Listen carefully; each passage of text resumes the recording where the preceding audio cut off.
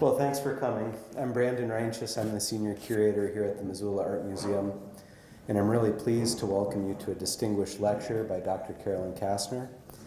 Dr. Kastner is curator emeritus of the Georgia O'Keeffe Museum, newly minted, by the way, where she's had a brilliant career.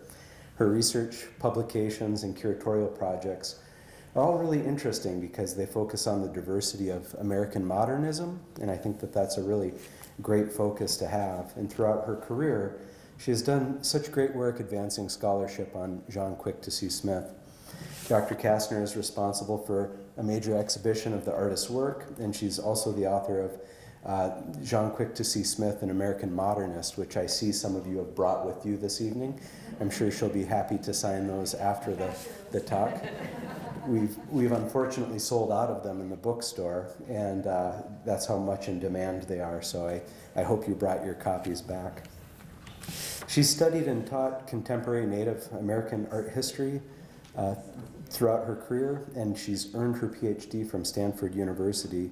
And she and Ma'am have had a really long history together, I think beginning in sometime in the mid-2000s, is that correct? We think so. We're guessing. I can't quite remember. And that's when she first visited the museum and wrote an article about Jean's work as part of a Community Connections NEA grant, which helped K-12 educators across the state help implement Indian education for all and understand the work of this really incredible artist. So these are the final days of this exhibition. We're actually taking it down, we're leaving it up 2 extra days because we're getting reaccredited by the American Alliance of Museums, and we didn't want to have empty galleries when our site visitors came to look at our museum and evaluate us on the professional work that we do. So it'll be up Monday and Tuesday, and then it all gets packed up and continues its national tour. This has been organized by the Yellowstone Art Museum, and we're really grateful to them for the wonderful organization of the exhibition. It's really served as a great foundation for our work with the 5th grade art experience. Wow, did I say that right? You know how that sometimes when you say stuff and you're not quite sure if it's coming out of your mouth appropriately? The 5th grade art experience brings over 2,000 children in 5th grade from Missoula, Lake, and Ravalli counties to visit this exhibition, experience these artworks, and then to do hands-on activities in the classroom. So it's a very long-running 32-year program and incredibly popular. As the show came to a close, we wanted Dr. Kastner, we wanted to invite her to speak and write about Jean's work, mostly the work of the prints on paper in context of the paintings, because she's receiving a Lifetime Achievement in Printmaking Award from the Southern Graphics Conference International, which she's going to accept in Las Vegas in just a few weeks. So that's such a big milestone in an artist's life and career, and we thought that we would honor it while we had the exhibition up and really help contribute to the scholarship around that special focus that she's made on prints. And if you don't know that already, Jean has helped make some of the foundational gifts to the contemporary American Indian art collection here at the Missoula Art Museum. And we have a special focus on works on paper and prints from her. We're really grateful that this lecture is supported by the Andy Warhol Foundation for the Visual Arts, and it's being filmed by MCAT as part of a media assistance grant. So if you could please silence your cell phones and help me welcome Dr. Carolyn Kastner. Thanks.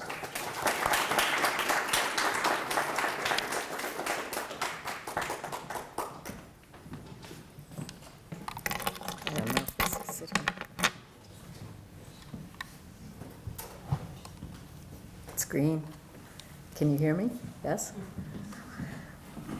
I also have been a teacher. I could reach all of you with my voice, but I won't, since you've given me a microphone now.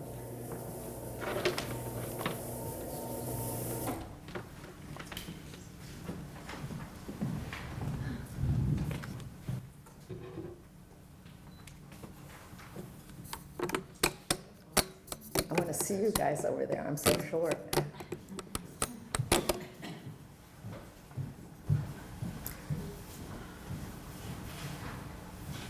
Thank you, Brandon. It's wonderful to be back here, and I'm very grateful for the invitation from you and from Laura.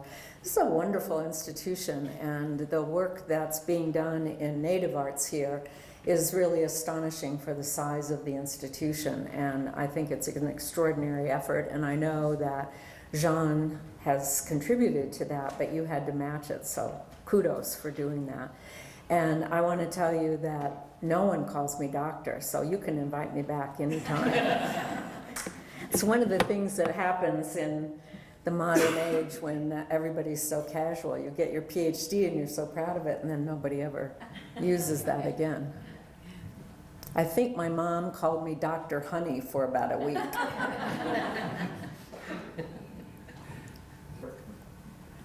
Okay, and I can tell you about working with Jean, which I prefer to do. Yeah, absolutely. So it's actually, I'll tell you a lovely story, which in a squeeze when you're writing a paper, you squeeze things like that out. Jean and her work were known to me for quite some time before I was ever an art historian.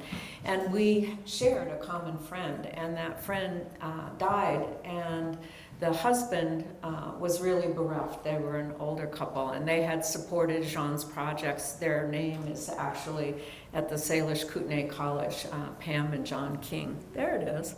So it was there. Good. Yeah. You'll have to cue me to click through. Oh, the remote won't work? I don't think so. This cable doesn't support the... Let me just, shall we just try? Yeah, go for it. No? Oh, this is great. We can practice like slides. Next slide, please. This is great. Call me doctor. I have a slide projectionist. So I was helping the daughter of the woman who died, and I called Jean to talk to her about this, and there was her number. And I have to admit that I wanted the connection because I was actually writing a paper about her at the time.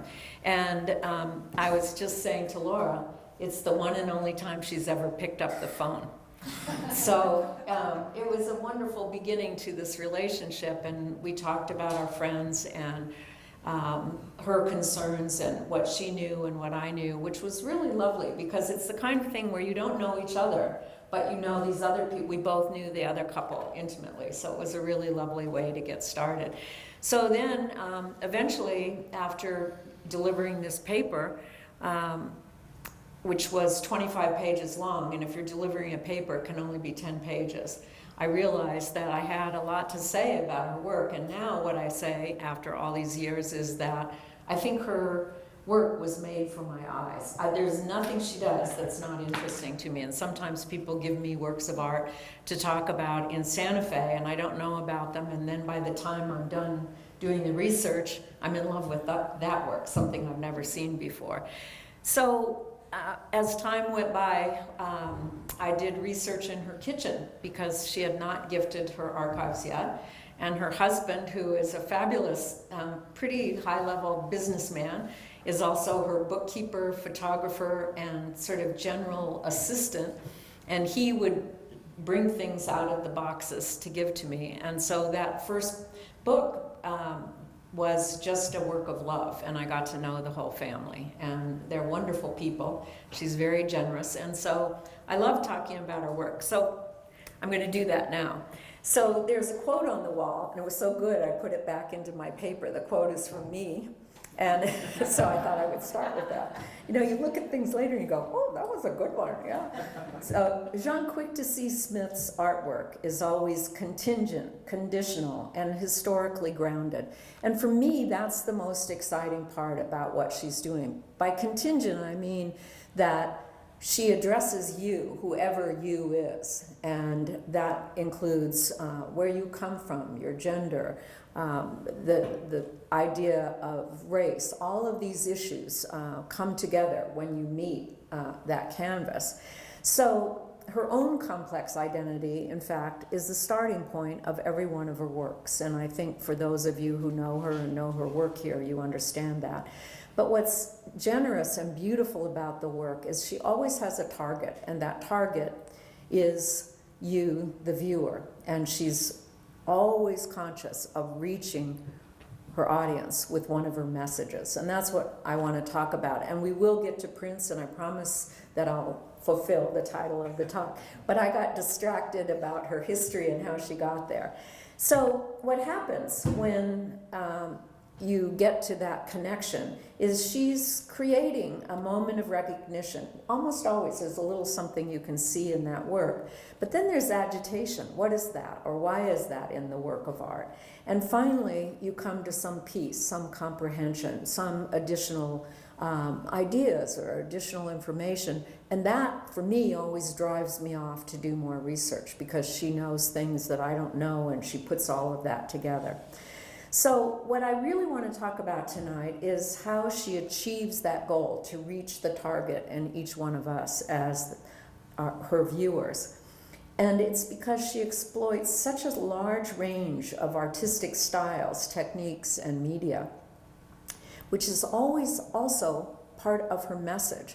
And one of my vexations in life is hardly anyone talks about that, thus the name of my book, An American Modernist, because her painting style, her technique, her training, everything is grounded in European and American modernism, and that gets passed over. People see through that to the objects that she paints and leave her in a category that's singular, that doesn't allow her to be all of who she really is.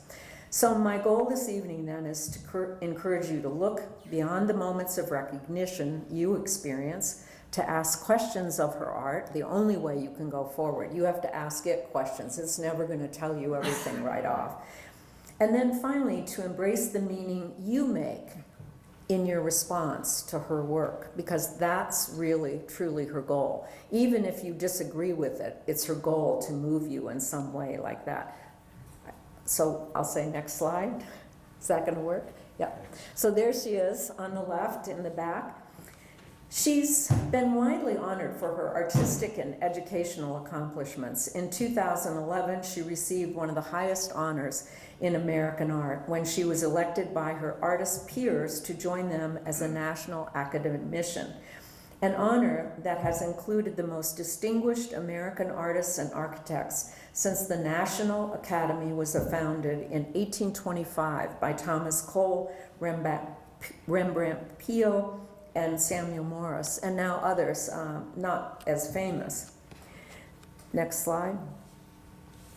So here she is in a printing studio, and this is the moment to recognize what Brandon has already told you, that her next award comes as a Lifetime Achievement Award, which she's receiving from many institutions, including the College Art Association's Committee on Women in the Arts and the Women's Caucus for Art. And in April, she'll receive this award from the Southern Graphic Conference International. And this is the largest national organization representing printmakers, so it's not a small thing. And it acknowledges her innovations and creativity, along with artists, and I'll just name a few. You'll probably know some, maybe not all, but it shows the range. I just picked out some of the most interesting. William Wiley, Zhu Bing, Carrie James Marshall, Judy Paff, and Hung Lu are among the people who have already been honored in this way. And I think all of these people have the same kind of interest that Jean has, working between media and really embracing and welcoming all of these media that make life interesting to those of us who enjoy art. Next slide. I feel like I need to say please, so I'm going to say please, and then I'll just, right? So though her work has been widely recognized and reviewed, it is most often interpreted in a one-dimensional plane of her identity as a Native American artist. Too often, the place that is held for her is frozen in that discourse of difference. And this is a wonderful work of art. I'm not talking about the art she makes, but about how this image circulates. This one image is the one that's most often published in every textbook, every book that art students and art historians see. And you can see where I'm headed with this. It's a very recognizable canoe, and above it we have trinkets. And what's vexing to me about this is that no one ever talks about the abstract expression style, the soaked canvas that comes from Helen Frankenthaler and others, all of these as identifiers of a tradition in American art from mid-century. So what happens is they look through her practice, through all of the trouble she takes to make artwork, and look at a canoe and a few trinkets, and then she's in the art books. So what I'm interested in doing, and I'm on a one-woman mission, and I'm glad to be here to do that, is to get us to see and be familiar with what that style says when we look at artworks for her. So, next slide. This isn't a problem particular to her. People who have gone before her, two famous artists, I picked two that I thought you would probably know, Fritz Scholder and Helen Hardin. So Fritz Scholder's education was in the Bay Area. He grew up in Sacramento. He's a student of the Bay Area figurative movement. And when you put his work in that allied group of artists, his work just pops with its modernism, with its abstraction.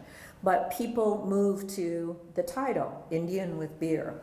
And the same thing happens to Helen Hardin in a slightly different way. But as she appropriated Cubism and embraced it as a structure for meaning in her images, people forgot to write about that. People forgot to look at what Cubism meant in the work of art as an expression of meaning as valuable as what the subject is.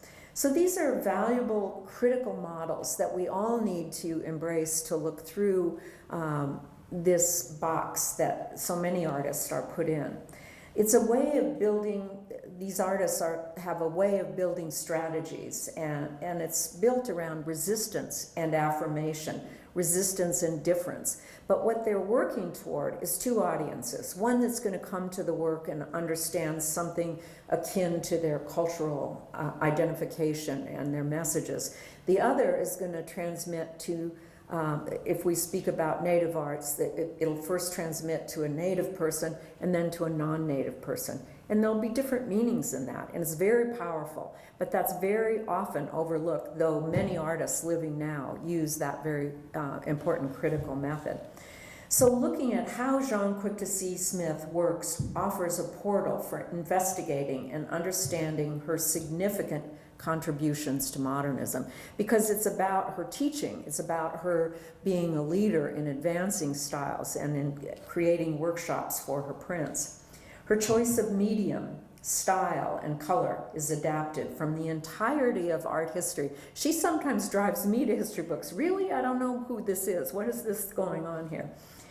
So this is important. She's always delivering as much information through her work, her practice, as with the subject or the content of the work. So if you walk away with nothing else tonight, hang on to that. What is this paint saying to me? What is this print method saying to me? What is this color saying to me? These are the questions that often get overlooked. So here's another slide. So here I'm going to, trust me, I'm going to go through a few things here and then we'll get to prints, because you've all come to talk about prints, but I can hardly do that without talking about some of the other aspects of her work. So the majority of her work, as many of you know here, is a personal sense of place that's expressed through her artwork. And this is the thread that connects her earliest works to her most recent works, and it's a profound commitment to speak to her audience about that, about the land and about the state of the environment. Though her mission is singular, the materials and her style of working are often dramatically different from one series to the next. And that also is the mark of a really talented artist, somebody who's not stuck in a mature style and gives you one more painting, one more painting. I always love the story about Frank Stella made his famous breakthrough with black pinstripe paintings, and somebody asked him immediately to make another one, and he did. And then people were mad because they expected that there would only be one work. And he did that, and all those paintings are now in museums. Next slide. So looking at Smith's early pastel work, which began at the beginning of her career in 1978, while people talk about many things, what happens here is looking at who she's looking at. And that's what I want to draw our attention to. While people talk about native ledger art, about the tracks of birds and other ways to read ledger art in that beautiful pastel of hers, what they're missing, who she attributes this work to, are early modernists Paul Klee and Wassily Kandinsky, and whose work is here now, which was not even hard for me to find, even something that paralleled the look. It took me 1 minute on the internet to come up with these two examples. And this is a wonderful thing about herself and her appropriation of what's useful to her, and then making it say something different, something personal, something significant through her work. She researches the history of art to find a vocabulary, a style, and then she practices this and expresses it as her particular view, delivering the message, as I said before, in the subject, but also in that style of work. The next one. So for me, looking at Willem de Kooning's work and her work here, Sunset on the Escarpment, is just an extraordinary example of how you can look at abstract expression works and not be able to talk about that when you look at her work. So I bring this back to Willem de Kooning's work primarily because, again, it's a very easy match, and this is a painting that I know well. It was in a collection in Palo Alto, now at the Stanford Museum. And here, what we're looking at is something that I have found around the world, particularly among indigenous cultures, is that when they adapt abstraction, it's without the dictum to what we call non-objective art, the idea of having no picture, no narrative. And even Georgia O'Keeffe, it's a secret about her that she is an abstract painter. She was committed to abstraction from 1916 till the end of her life, and yet people always talk about her flowers, and it's the same kind of thing. So when we look at this, what she's looking at is work that has this powerful brushwork that tells a story, that's agitated.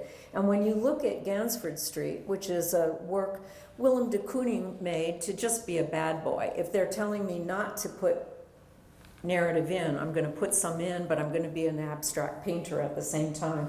And you can see the yellow spot there, a sense of the architecture of a neighborhood.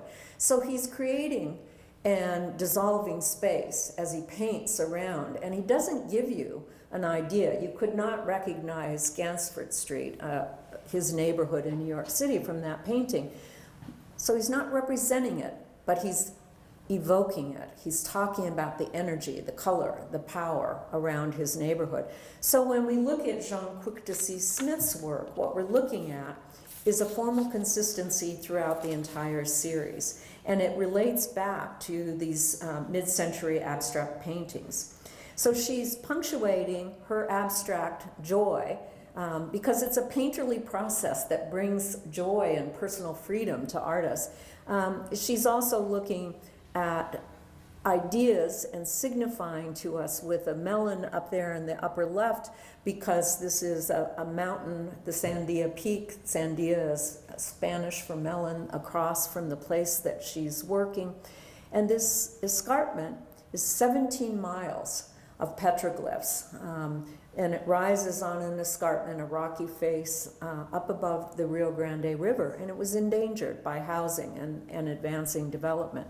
And so she painted about the turmoil of bringing this into the national park system to protect those petroglyphs. So in doing that, she uses that tension between the beautiful little petroglyphs and her anxious, angry pushing style of abstract expression. So there's a conflict there, conflict between the painting style and those ancient signifiers that are still honored by all the tribes that live in this area around Albuquerque. So what's fun for me, one more, that just nailing it down, is that I curated a show in 2012 of her work, and standing in front of this painting that she hadn't seen for 35 years with the collector who had been living with it for 35 years, we had this wonderful conversation. And Jean just went into a reverie about the lower right corner, particularly the yellow and the lavender there. And she described that this was a passage that she was following and trying to understand how to paint the way Paul Klee painted. And this is a time-honored practice, and this is done in art school, and I've watched students do it. What they're working out is the physicality of how did that paint go down? How can I make that happen? So in the middle of talking about this painting, she goes back to this moment in her career, just 5 years after graduate school, when she was trying to figure out how Paul Klee got those beautiful colors to come together in a field of abstraction. So this is my message about her work. She appropriates and brings everything to her to give a message back, because that in no way dilutes the power of what it is she's doing, which is to describe this sacred site of the escarpment. The next slide. Now we're going to get into the exhibition here a little more, and this wonderful painting, which is across the hall, was in the same series, the Petroglyph Park series, and it's entitled Georgia on My Mind.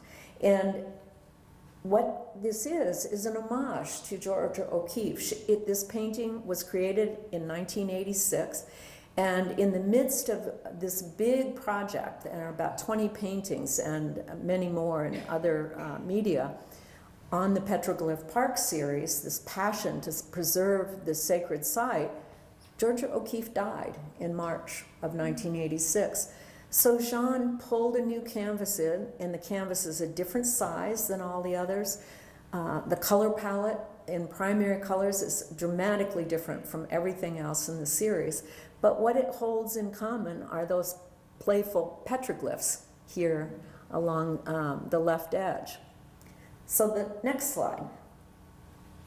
But this was another great conversation. So while this was in our museum, and I was with my former boss, who is the self-avowed expert on Georgia O'Keeffe, we began to talk about this painting and about the time of her death and what was in Jean's mind at the time she was making it.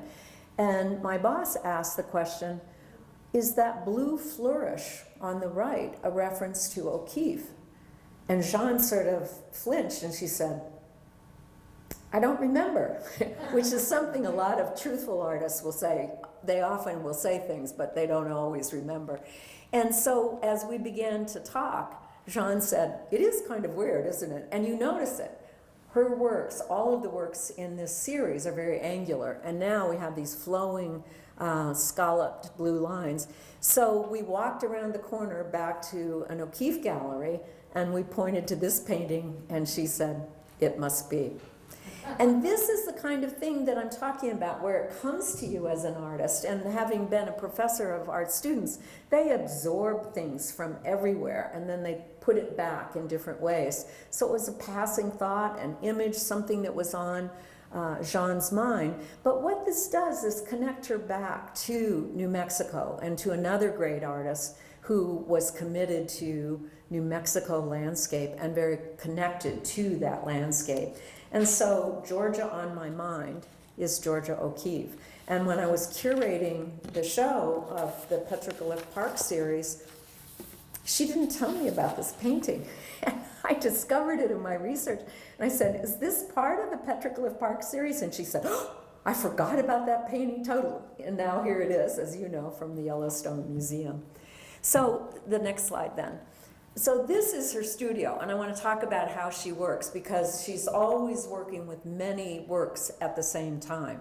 And these are two works that are right back here in this gallery, and I hope you'll look at them differently after we have this talk tonight. And notice the rabbit on her desk watching the paintings. I love that so much. So in 2012, as I curated her exhibition, she was working on this group of artworks.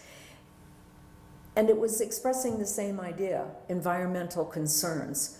The War and Water series, like her earlier work, was instigated and refers to the issues and struggles of our time. The work speaks her passionate concerns about climate change, the survival of our environment, and the economic predicaments created by our government and corporate decision-making. In this image, several canvases are in the process of being painted in her studio, and this is her method for building one of her messages and a body of work that speaks coherently. So when she's painting, she's moving from canvas to canvas with many ideas, and she does the same thing in printmaking.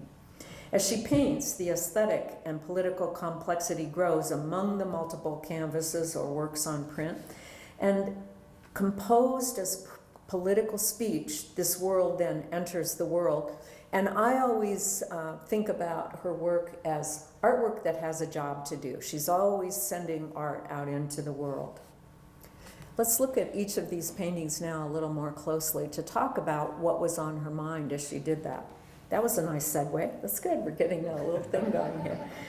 So looking at these two paintings from the series confirms her goal. A dark figure dominates the surrounding chaos of colliding symbols in a fractured composition entitled Imperialism.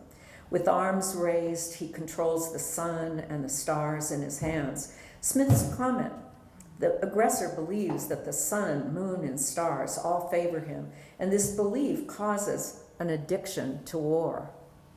So that's a phrase that comes from her, and it's hard not to think about that when this arises out of a war that's been going on for quite a long time right now.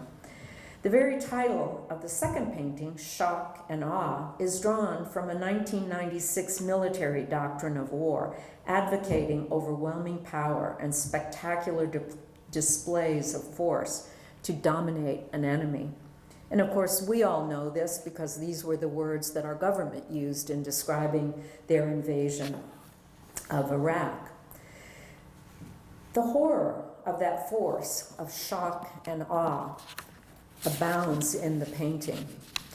A dismembered woman's torso, disembodied hands holding a swaddled child, all levitating over a pile of skulls.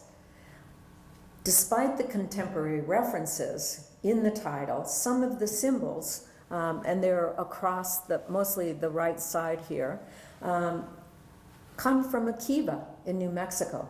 Ancient signs in the kiva that is no longer active, and Jean was in there, and many of these work directly with the ideas of the importance of water, always something in a desert state like New Mexico. So when I tie this knot and tell you where she was going with this, she's long since passed up the war in Iraq. Those paintings have been done 5 years earlier. This is the expressive power of her technique to deliver a message about the horror of war, relating it to our ideas about Iraq, but foreseeing a time when there will be war about water. And for all of us who live in the West, we understand that very carefully and closely, and we watch this. And now in the world, we can hardly ignore the daily messages of the difficulties of people who, in great civilizations, who are running out of water. They have all the pipes necessary, but they don't have the water to put in those pipes. So the overt politics and confrontational nature of this is about using these images from sources wherever she finds them and pulling them together into a field of meaning that we may only see a little bit of or understand a bit, but they have much broader consequences when she sends them out into the world because of the difference of each of us as we look at this work. So this is where we move into the prints. So next slide. So I want to pull all of what I've been talking about so far into her printmaking, but this is an important idea, and here she is. This is in the Georgia O'Keeffe Museum Education Annex, and I love the idea that some days these youngsters are going to grow up and say, yeah, I had my first printmaking experience with this artist. Her name was Jean Quick-to-See Smith, and people will die, but they were in this workshop. It was a family day, and you can see there certainly were a lot of children, and her son Neil, who's also an artist, is there with her. But there were artists, mature and famous artists, who were also there to learn printmaking from Jean Quick-to-See Smith. And this is part of the authority that she brings to printmaking. It comes through these other capacities that she has, no matter her medium. Her favorite process is lithography, in which artists use greasy drawing materials to make original images on stones or metal plates. And then working closely with the master printer, they transfer the drawing onto paper, a process that distinguishes the artist's direct participation. And that's largely what's going on here. The kids were drawing and then printing and then being able to see their work, and we had it drying all over the walls by the end of the day. So the next one. This is a work that's not in the catalog and it's not here, but it just drives home the complexity, and I love to bring it in just to get people to understand how hard she works at her image making. She asserts her mastery of images in whatever medium she's working in, usually through layering color. That is, she's not applying one color. Like if you look at the snowman, it's not one red, it's reds, it's plural, and she's making color with separate layers. She's doing the same thing here in the more difficult process of creating this print. The lithograph, Ode to Chief Seattle of 1991, is an expressive performance of drawing and painting, a product of a laborious printing process. Now I'm just going to walk you through it so you understand it, what you're looking at there. I want to explain the intensity of her efforts to understand the difficulty she goes to have the precision that is important to her. She created separate drawings on 3 stones and 2 different aluminum plates. That began the process. Each drawing is different. Each plate is successively printed over each one. Each printed by hand in a deliberate and successive layers of paint on a flatbed press, all end up on a single work of art, making the field that you're looking at here. Now look closely at the color. She's building color through those prints, the run of the prints, with the stones and the plates. So when you're seeing green there in life, that green is created through successive layers of yellow and blue. So that this difficult process, 7 different layers of printing to make this whole, she's building an image that honors Chief Seattle's reverence for the natural world, also by using non-toxic printer's ink in all of the prints she makes, which does not contain minerals and chemicals that pollute the environment nor require corrosive solvents for cleaning. And therefore, this is a safe process. So as laborious as it is, and she talks about how it stretches her physically and mentally to do these prints, it's completely safe to the environment, which older processes were not. Not only the ink, but the solvents to clean everything were very toxic. So the next print. So here's one that's in the show, and then this huge Celebrate 40,000 Years of American Art from 1995 is a bravura performance. Now she's stretching another limit here in printmaking. This is spectacular. Some of you have seen it, maybe all of you. It's 72 by 48 inches. So there aren't even presses in many places to print that large. The paper itself is created to go into a press that large. This enormous work required an equally large effort from Jean Quick-to-See Smith, and that's where she talks about this is a terrific process. it stretches me as an artist and it makes me grow. And I think that's the important part. She doesn't know how this is going to work out. This is the first in a series of works that she made that are similar. And she describes this calligraphic process as a medium between drawing and painting. So you start to see the connection, that she has a very painterly aesthetic that she brings to the printmaking. So the monochromatic image represents an ancient indigenous lineage. The rabbit that walks upright like a human is known in North America as a trickster who also helped to create and name the inhabitants of the earth. The composition is surrounded, you are confronted by the composition of this large rabbit, remembering that rabbit in there is about my size. So when you're in a museum in front of this, it's coming to you from 40,000 years of history, growing larger all the while. And the second level of this challenge and of her heroic efforts is that this print is not only here in Mam's collection, but also in the Whitney Museum of American Art. So it's delivering an art lesson to everyone who looks at it. The Whitney Museum thinks that modern art started somewhere around the beginning of the 20th century, and Jean is correcting that image of their own history with this print. So all of this is brought to life in heroic size, while the rabbit is boldly commanding our attention.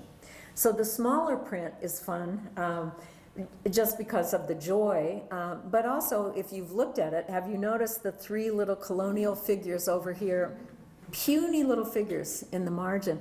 And I'm not going to go into a long read of it, but it has to be that they're getting their comeuppance, that there's 40,000 years of history and only a few hundred years of the domination by the US government on this continent we call America. So the next one.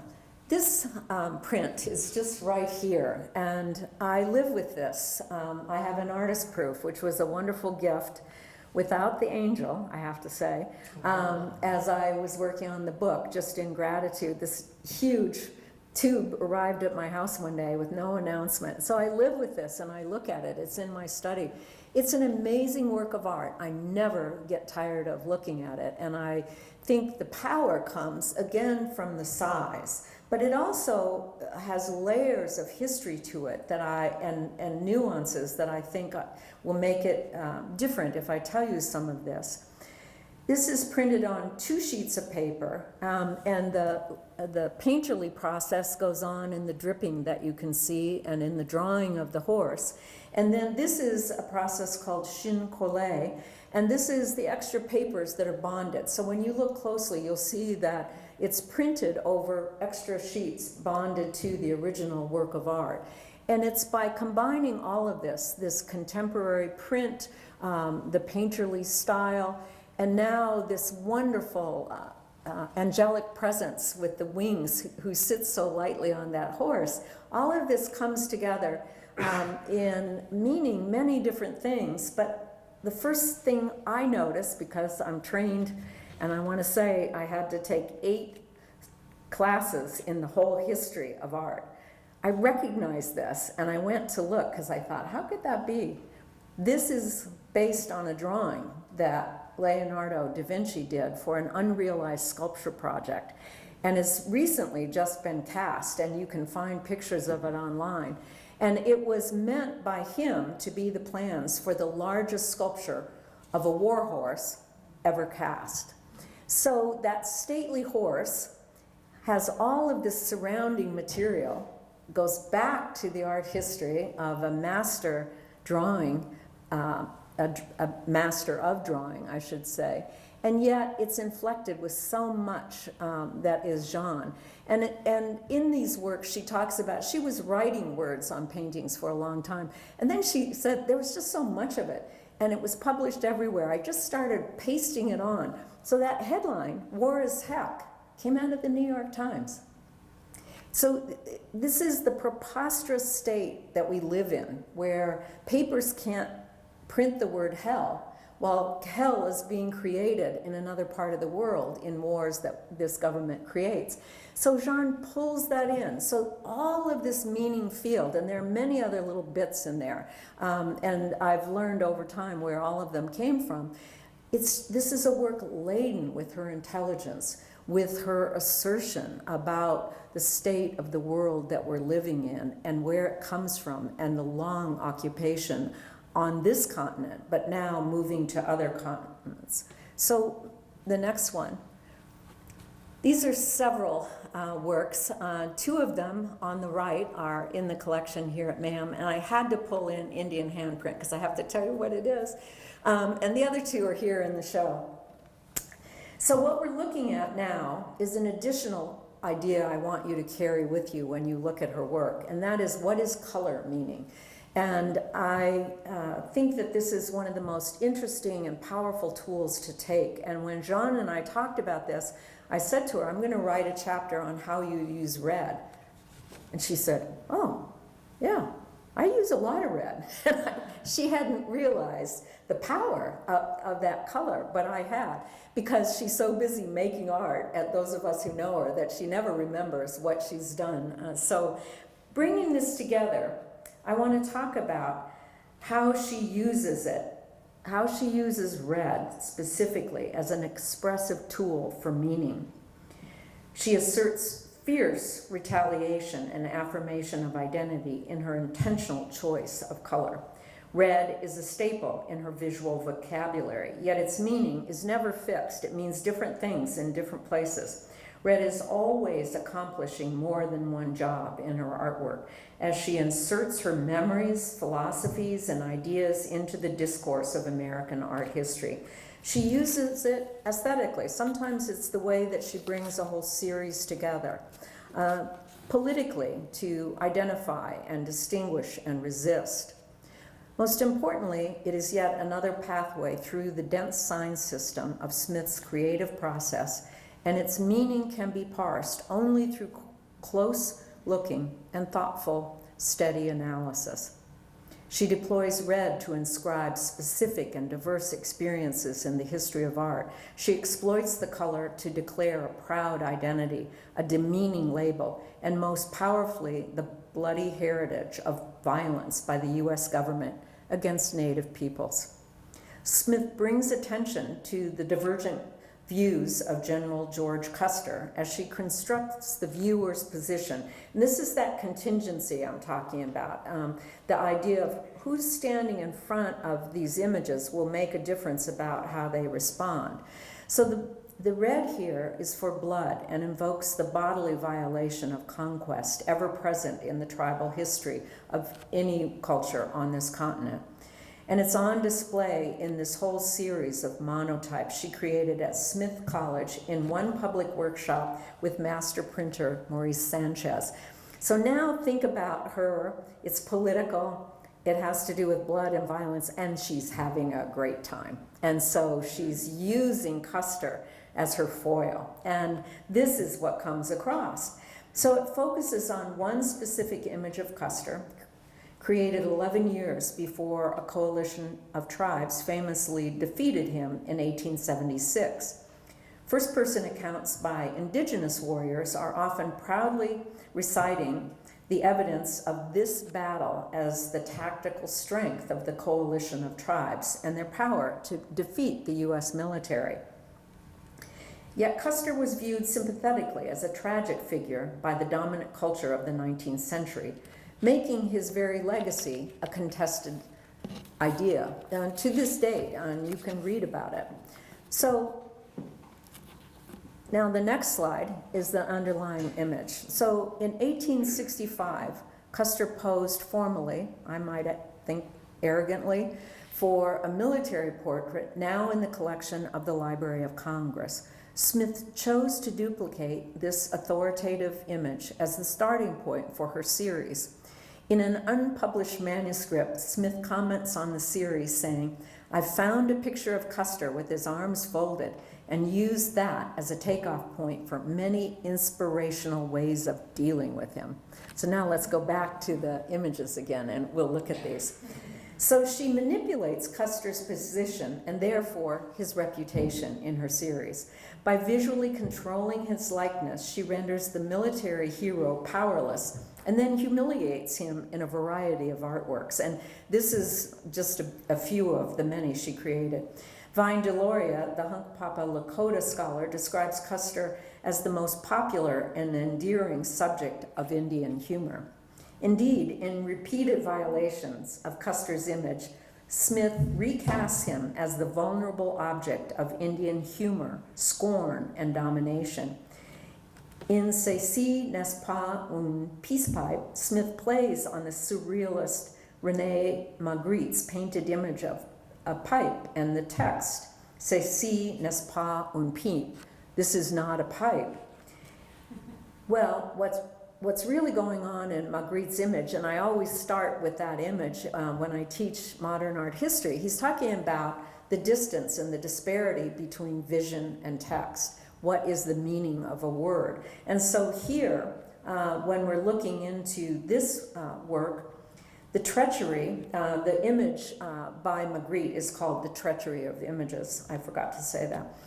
So the treachery here is between the peace pipe, the words, and the image of the commercially made pipe, and it denotes very precisely the difference and the disagreement, and I think points to broken treaties, broken agreements, broken shared experience of creating peaceful gatherings.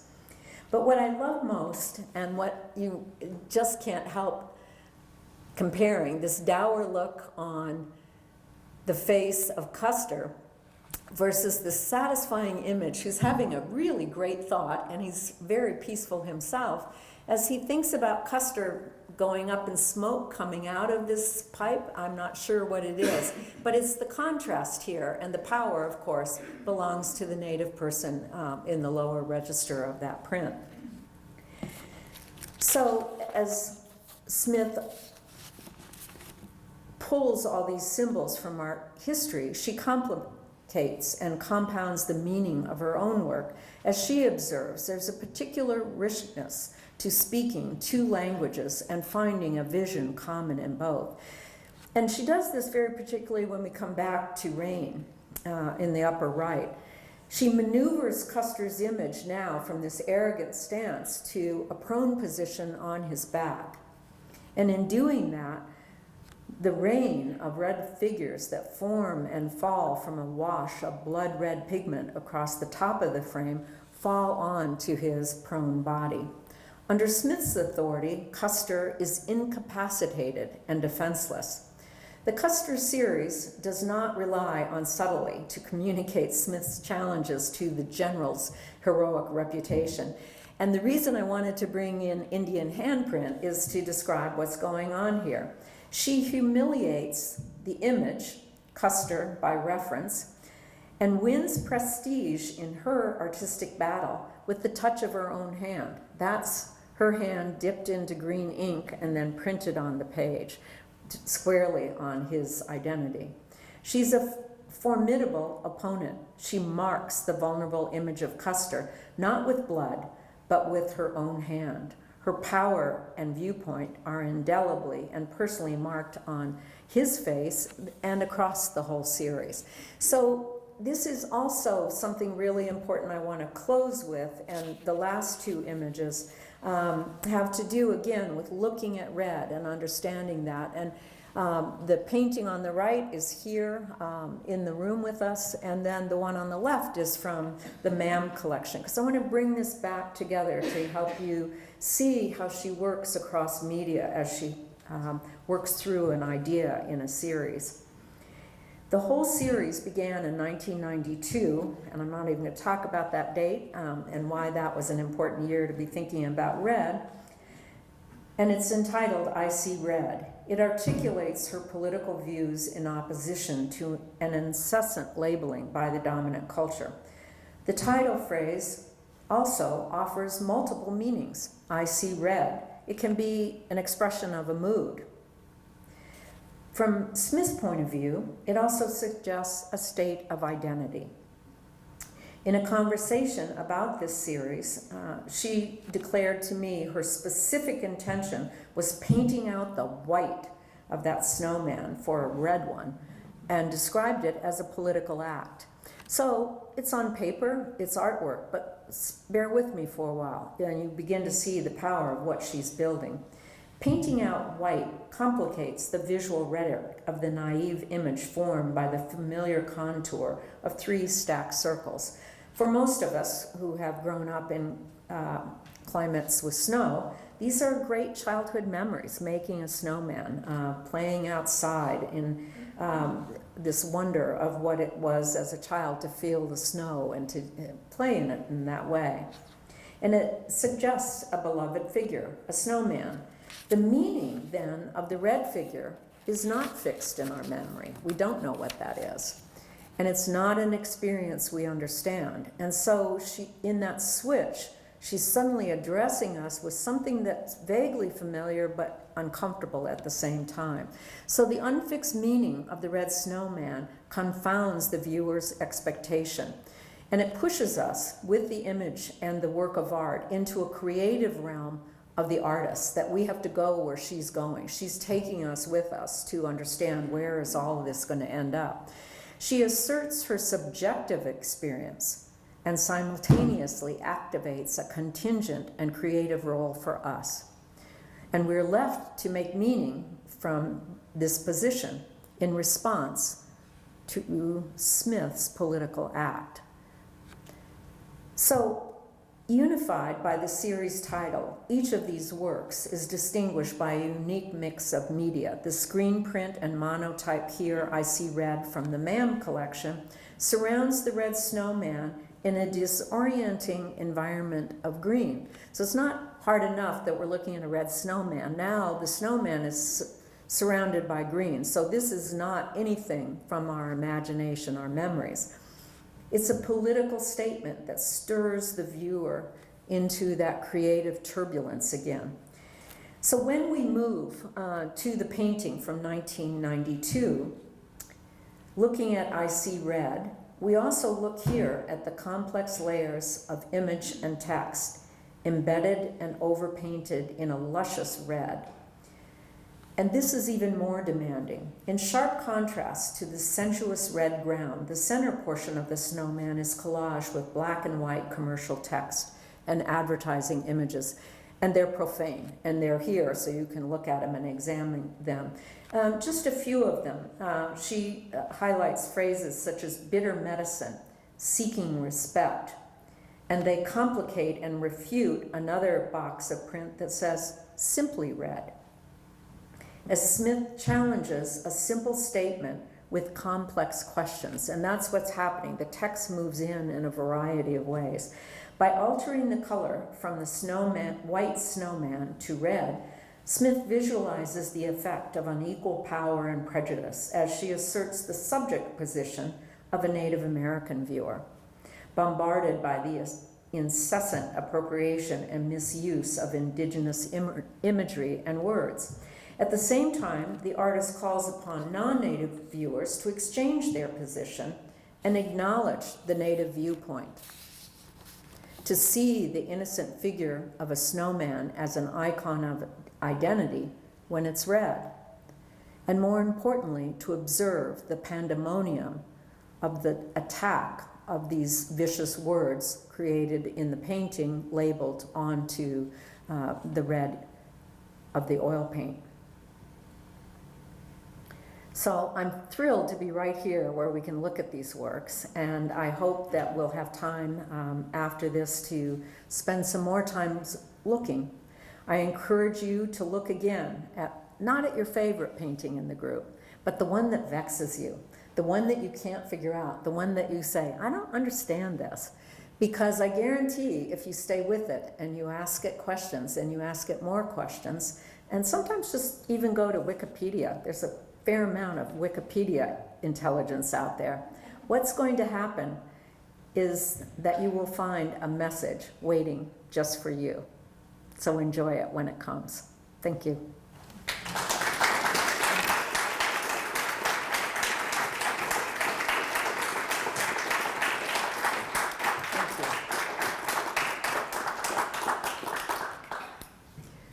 So I don't know what you'd like to do. We've run over, but we started late, so, you know, we're still here. We could take questions, or you could just roam and we can talk about paintings. I don't know. Please take questions. I think that'd be a great conversation. Okay, all right. I'll lift this up so people can see the artwork as Yeah. we sit here. Yeah, When you talk about modernism, Yeah. we're talking about the work. Is that the same as contemporary art, or is there some subtle difference? Or No, just and- interchangeable? and I'll just talk about Kandinsky, one of Jean Quick-to-See Smith's favorite artists. So Kandinsky in 1911 wrote a very important treatise, and it has a long title and it has the spiritual and art in there someplace. But basically, it's an argument that he's wondering, can painting happen without a subject? It's what we now call abstraction. So immediately, people responded with great enthusiasm. Most artists at the time called it freedom. So they were no longer tied to an object, to a history, to a person, to a still life. That this was an invigorating and freeing kind of idea. And other people, like Pablo Picasso, said absolutely was not possible. So it ignited this debate. And recently I've been working on an exhibition of O'Keeffe's art, and we took it to Australia, and they were all the same age. O'Keeffe was born in 1887, and she was trained in representational art, and so were the two Australians.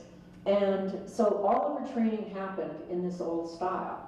And then Kandinsky's essay comes along, and it just bursts everybody open to do new things. And O'Keeffe's art, the very day she gets the book, and it takes her a year to get it, she is on fire trying to get this book because she's always teaching someplace in remote areas. And we found in working with these Australian artists, the same thing was happening in Australia at the same time. But these three women, and the two Australians didn't know each other either, were reading the same books in the same year.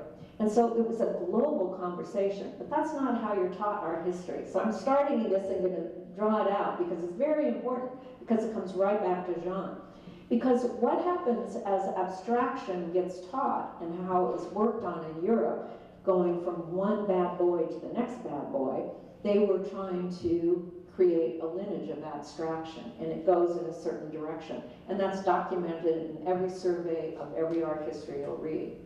But what it doesn't talk about, but people are beginning to understand and explore, is that around the world, abstraction was met with many different conflicting ideas.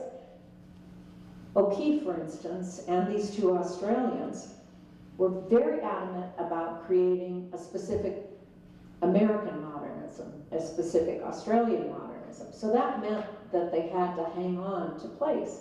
Was high-rise buildings in New York. It was the Sydney Bay Bridge in Australia. These were modern structures. So now you know, I'm looking at a modern painting painted in Australia or the US. And this is what so many people do in contemporary art, is draw on this rich history. And identity is important. Native American artists, African American artists, feminist artists, very few of them let go completely of representation. But it's this beautiful tension that artists love, to sit in a place, to be abstract and represent something powerful at the same time. That's what you're looking at. So modernism is this explosion that happens at the end of the 19th century and goes through. And as far as most people are concerned, there's no identity about, is modernism over, even though we now talk about postmodernism. It's still based on a response to this. So when you look at Jean's work, you're looking at that tension between this painterly beauty and free expression that abstraction offers to everyone, and the idea that she's got a message. One of her messages is going to be delivered to you, and she's not going to be able to do that if it's a non-objective painting. So when I was showing Willem de Kooning's work, he moved out of abstraction to putting figures back in, still painting in a loose, painterly kind of way, explicitly to find something new. But what I'm talking about are painters living now who are doing this for political or identity reasons, and it's a very important idea. And it dates back to the very beginning of abstraction. Does that answer your question? Good. Thank you. That usually took about 3 weeks when I was teaching. So that was a quick study. Other questions or comments? Yeah. Sort of a follow-up, please.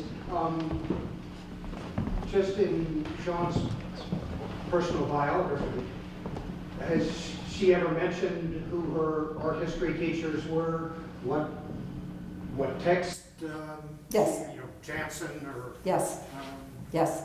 And Jansen famously had no women in the book until the 70s. So, and Jean was in school in that period. And I don't remember their names. Her graduate degree is from the University of New Mexico.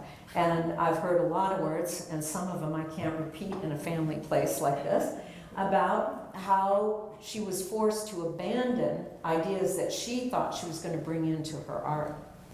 And that what they were doing is not in a creative way, but in ways that many schools teach. You teach by practicing to learn some idea. Now, when someone does that individually, they're doing it out of desire. But what she talks about is abstract expression, pop art, all of these things were being taught. They're primarily being taught around the famous men who were making that art. And she had no place to go. In fact, was discouraged from having an MFA. She actually has a master's degree in art, education maybe even, because of her native background in the 1970s. So this is not a small thing. I mean, she lives with this divisiveness even in the creative world. This is going on. So she talks very disparagingly about it. But she studied these people. She fell in love with Kandinsky, clay. She fell in love with, I think you can look at around thinned, dripping color. It was a woman, Helen Frankenthaler, was the first to thin paint and create this drip. And we may look at this as something so strange that we don't understand why you would do it. But for Frankenthaler, it was about joining the paint to the canvas surface, finding a way that everything was integrated deeply, that the paint was soaking in there. It also gives you a sense of direction. And one thing that's really fun is to watch how often Jean is painting in one direction and then hangs it in another. And the drips start running sideways. So she was trained in these American modernist techniques, and she acquired them, and she's very skilled. She's also just great at drawing. When you look at things like this horse, I mean, it triggered a memory immediately that I think I know this drawing, right? And she does that, replicating images throughout. And they come from very specific places. She's very seldom drawing something out of her own imagination because the prior meaning informs the current work of art. So she's pulling with that image all of its own history and then taking it into uncomfortable territory, like this wonderful war horse that was meant to honor some duke in Italy now becomes a statement for her to make against war. So she uses the power and then subverts it or resists it in some way. So I don't know the names, but you could look them up in the records of, it's the University of New Mexico where she was. And there were some fine painters there and some very interesting and crazy kind of people. But they were very focused on very specific kind of art, and it led to a very rigid training for her, which is the reason that I go to the Wallowa Waterhole series and then to the Petroglyph Park series, because these are the moments, that 5-year period after graduate school, when she found what she was going to do, and she's been doing it ever since. And that's taking everything she learned and taking it somewhere else. So when you think about it, that's a very short period for somebody to explode into how to make a meaning field. And an arc of a reputation like that, all of those paintings from the 80s sold immediately and are in private collections and museums all over the world. The one I showed you, it was a German collector who came to the United States to buy that painting. And it cost us $10,000 to bring it from Germany to the O'Keeffe Museum. And my director said to me, just tell me this is absolutely key to this exhibition. I said, it is, I promise. And so spinning that off, understanding what the power of that ability is, is also something of resistance, making it hers, right? Yes. Does she talk about like when you mentioned, painting out the white? Yeah. Does she talk about her own emotional experience of doing that? If that's helping emote her anger and passion? Does she talk about that at all? Yeah, I think she's pretty specific about that. She can be very heated in discussions among Indians and non-Indians. I've seen her to the designers of the National Museum of the American Indian. 5 years after the building was built, installed with art, I was at a dinner one night when she was addressing them with her punch list of things that needed to be changed. They weren't going to change, but she was there delivering them. So this is her spirit, but Laura and Brandon and I were talking, this is not how she is in life, it's how she is when she's talking about the politics that's important to her, when she's talking about Native rights, when she's talking about feminism, when she's talking about the environment. Every painting in this room is about the environment, and the next room as well. I mean, this is a place where she doesn't suffer fools. She's just going to deliver what it is she thinks about things. So, yeah, it's very expressive. And I don't know, have you ever been in the studio to see her paint? I've never seen her work. No. You're gonna plan something so that we can all do that? I don't know. I mean, it's very private. Georgia O'Keeffe. Yeah. So, because there's a lot of slashing going on. There's another coyote, Kastner here, where there are red slashes all over the surface of Kastner, for instance. And I think there's pleasure in that, but it's pleasure in the resistance to the power that image holds at the same time. She lets her dogs in. Yes. And she paints. Her dogs are right there with her. Yes. And she takes time out. The only thing I know, because she doesn't answer our phone calls most days, we've talked about that, but she takes time out to feed her chickens too. And they're not just any chickens, they're beautiful chickens from all over the world that she collects and feeds and hand feeds the babies and things. So she lives a wonderful, peaceful life, and she's an extraordinary and generous human being. But she carries the marks and the scars of somebody who was born into a system that really was violent in her life and violently repressed her in her life. Questions, comments? So have I convinced you? Are you going to look at a hard work of art? Yes? Okay. Because otherwise I'm going to start at the beginning. This comes from my teaching background, right? No, I'm not going to test you. But I just offer the gift that I have of more than a decade of looking at this work. And to this day, I've never looked at what seems like the simplest work of art. Without time, you may not notice it, but with time, it becomes profound. And you deserve to know that. So thank you.